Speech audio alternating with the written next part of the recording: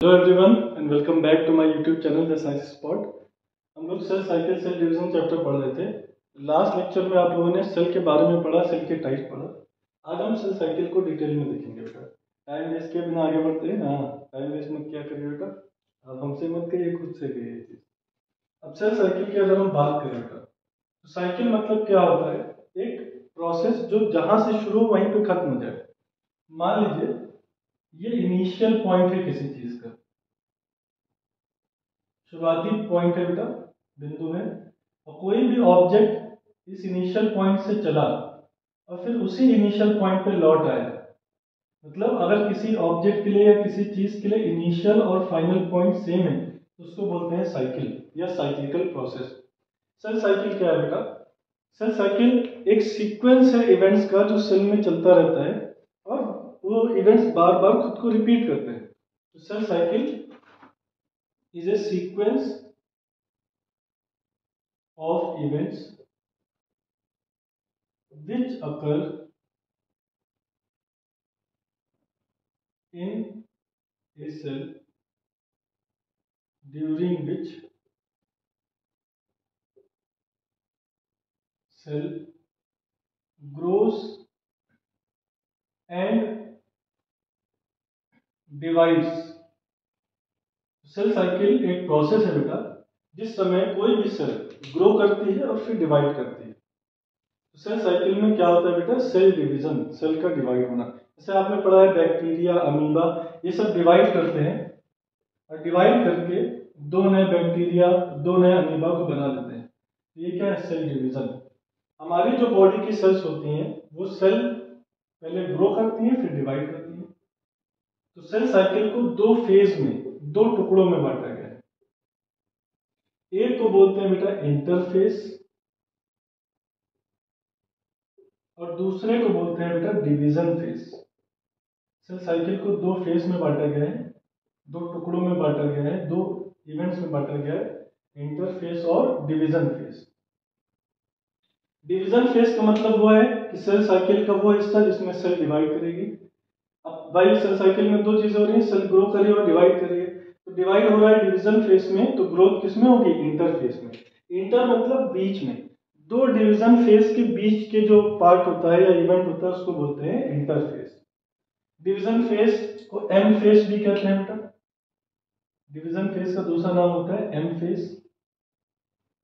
Division phase दो type का होता है मेनली, एक होता है माइटोसिस और एक होता है मियोसिस। ऐसे एक एमाइटोसिस भी होता है, लेकिन मेनली जो आपका डिवीजन फेज होता है वो दो टाइप का होता है, माइटोसिस और मियोसिस। हम डिवीजन फेज को बाद में डील करेंगे डिटेल में, अलग अलग माइटोसिस मियोसिस को डील करेंगे। पहले हम इंटरफेज को पढ़ते हैं।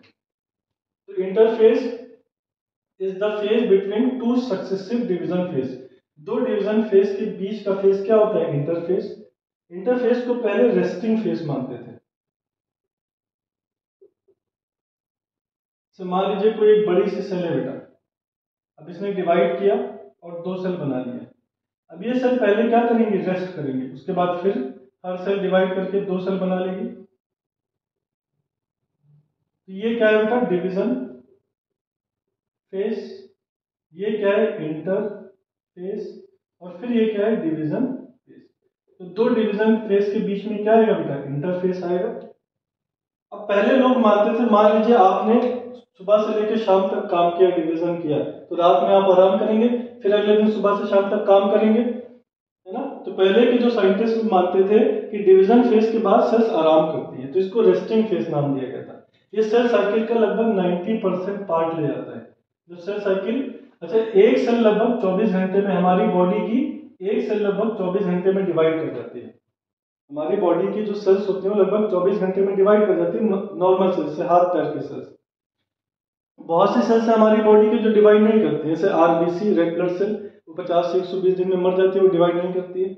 डब्ल्यूबीसी वो 2 हफ्तों में मर जाती है, डिवाइड नहीं करती है। प्लेटलेट 1 हफ्ते में मर जाती है, डिवाइड नहीं करती है। तो कुछ सेल्स हमारी बॉडी के नर्व सेल्स, नसों की जो सेल है न्यूरॉन, वो भी डिवाइड नहीं करती है। लेकिन कुछ सेल्स हैं हमारी बॉडी की जो डिवाइड नहीं करती हैं, बाकी सारी सेल्स डिवाइड करती है। जैसे बैक्टीरिया है, बैक्टीरिया का जब साइज बढ़ जाता है भाई सेल डिवीजन होता है क्यों, उसको भी समझेंगे। भाई मान लीजिए सेल डिवीजन से एक छोटी सी सेल बनी, अब ये सेल पहले ग्रो करती है, बड़ी हो जाती है। अब मान लीजिए कोई बैलून है बेटा, आप उसमें हवा फूंक रहे हैं, तो बढ़ता जाएगा, एक टाइम आएगा कि उसको फटने का डर होगा। जो सेल होती है बेटा, ग्रोथ के समय उसका साइज बहुत बड़ा हो जाता है। अगर बड़ा हो जाएगा तो इसकी मेच्योरिटी आ चुकी होगी, ये मरने वाला होगा। तो ये मरने से बेहतर क्या करता है बेटा, अपने आप को डिवाइड कर लेता है और सर्वाइव कर जाता है। यही हाल बैक्टीरिया में होता है। कहते हैं यूनिसेलुलर ऑर्गेनिज्म आर इमोर्टल, एक सेल से बने ऑर्गेनिज्म कभी मरते नहीं है। क्यों? क्योंकि वो मरने से पहले डिवाइड कर जाते हैं। ऐसे ही हमारी बॉडी की सेल्स हैं, कुछ सेल्स को छोड़ के वो डेथ से पहले डिवाइड कर जाती हैं और दो नई सेल बना लेती हैं। समझ में आया बेटा? तो ये डिवीजन का रीजन है। अब इंटरफेस को पहले रेस्टिंग फेस मानते थे।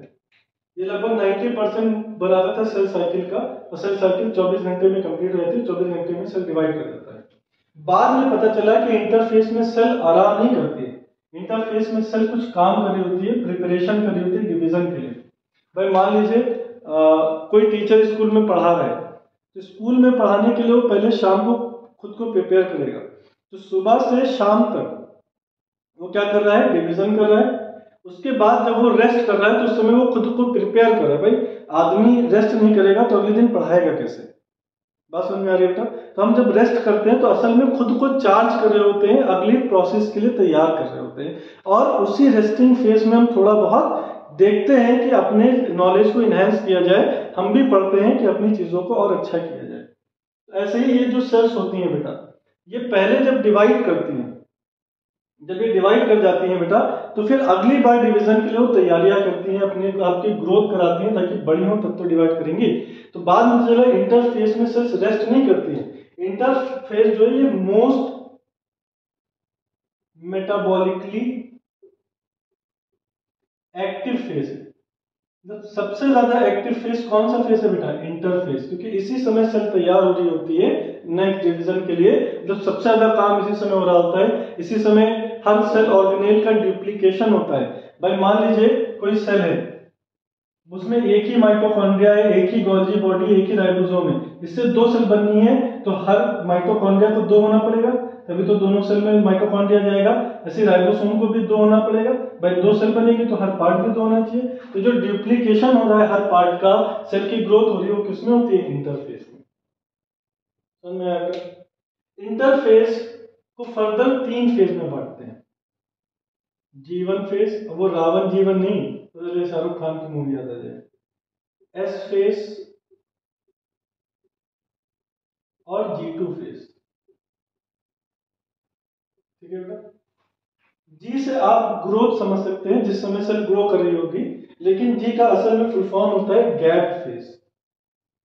जी का फुल फॉर्म क्या होता है बेटा? गैप। एस का फुल फॉर्म होता है सिंथेसिस।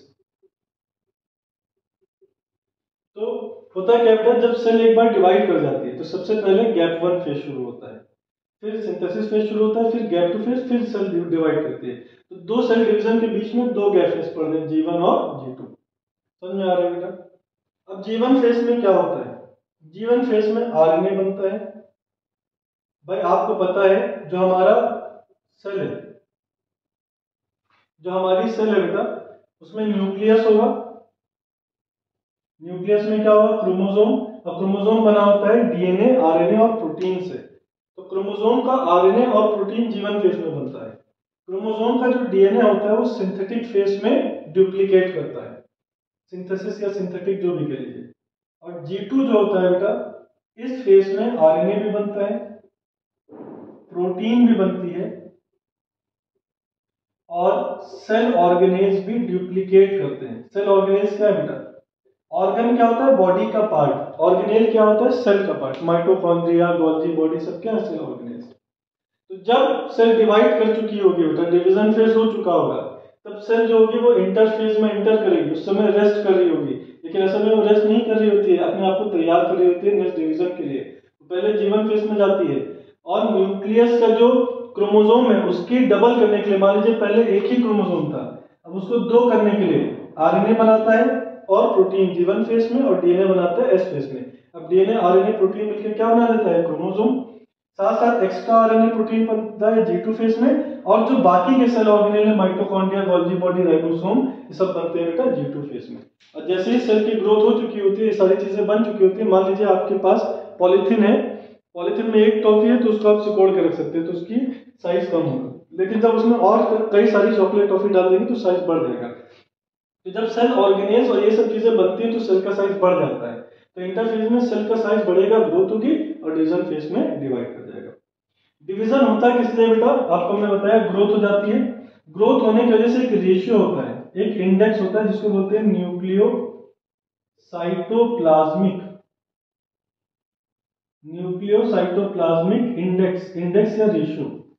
ये रेशियो किसका होता है, न्यूक्लियस का और साइटोप्लाज्म का।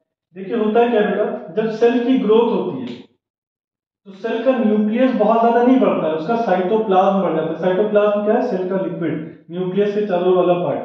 अब भाई न्यूक्लियस छोटा होता चला जा रहा है और सेल का साइज बढ़ता चला जा रहा है, साइटोप्लाज्म बढ़ता चला जा रहा है। इसको रिस्टोर करने के लिए, वापस से नॉर्मल करने के लिए सेल डिवाइड कर जाती है। अब जब डिवाइड करेगी तो वापस से न्यूक्लियस और साइटोप्लाज्म जो पहले था उतना ही बन जाएगा, जितना पहले न्यूक्लियस और साइटोप्लाज्म था उतना रिजल्टेंट सेल में बन जाएगा, है ना। जब सेल ग्रो करते हैं बेटा तो न्यूक्लियस बहुत कम साइज बढ़ता है, जैसे पुराना था वैसे ही रह जाता है, लेकिन साइटोप्लाज्म बहुत ज्यादा हो जाता है। भाई मान लीजिए आपके अंदर पहले अच्छाई बुराई बराबर थी, बाद में अच्छाई कम रह गई, बुराई बढ़ गई, तो आप क्या करेंगे, वापस से बुराई को कम करेंगे, ठीक है। तो बुराई को कम करने के लिए यहाँ पे सेल क्या करता है, सेल डिवीजन। साइटोप्लाज्म को कम करने के लिए क्या करता है, सेल डिवीजन, जिससे वापस से जितना पुरानी सेल में जो ग्रो की थी उसमें जितना न्यूक्लियस और साइटोप्लाज्म था उतना ही रेशियो वापस से मेंटेन हो जाता है।